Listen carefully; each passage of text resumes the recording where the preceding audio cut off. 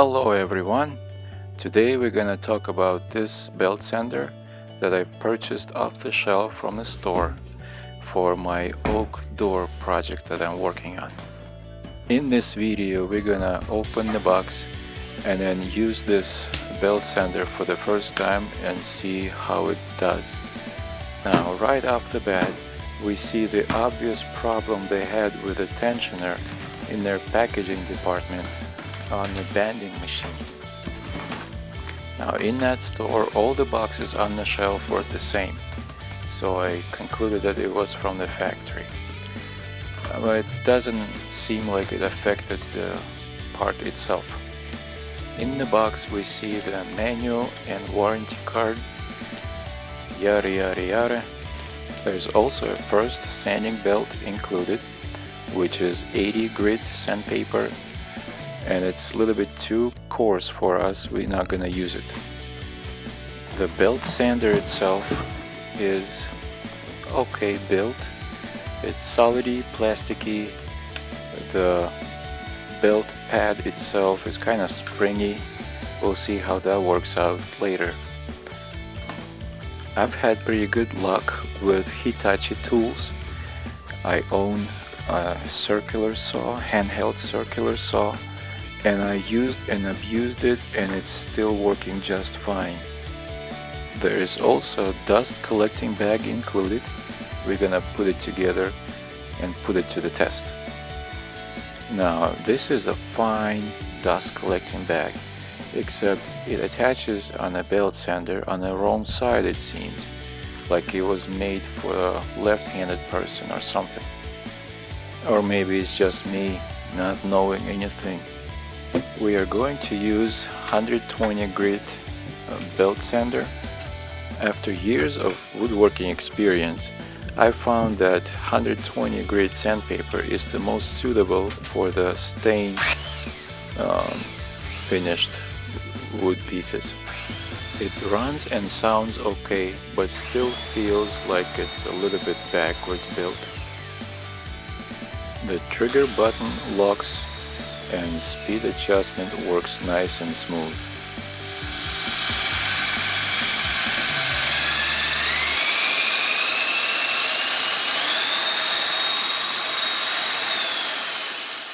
Okay, enough of playing around, let's put it to the test. On our oak door that we're making, we have this offset or step, which is about 1 millimeter, and we are trying to sand it off and make as little damage to the door as possible.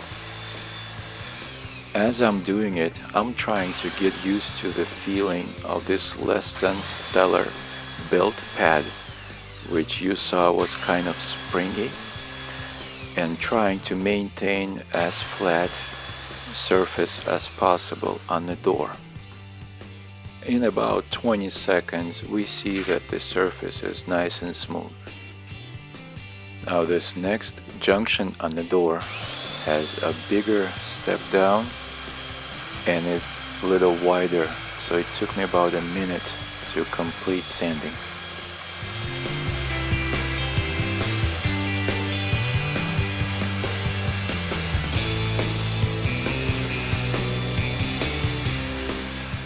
We're gonna take a quick look at what we have so far, and it looks pretty normal.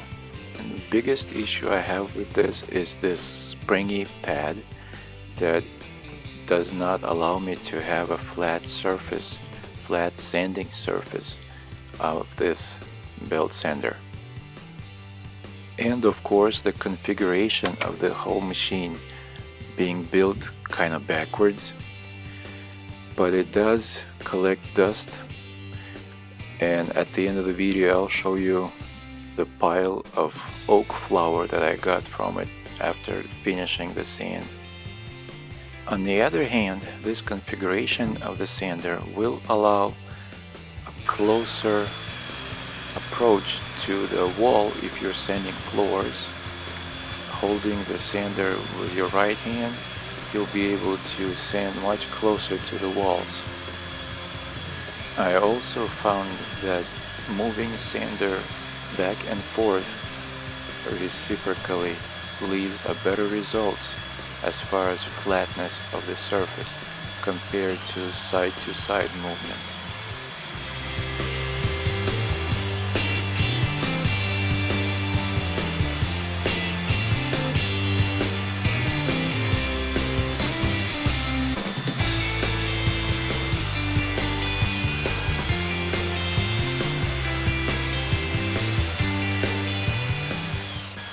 At the end of the sanding project, I was able to collect this much oak flour, which is probably just as much flying in the air.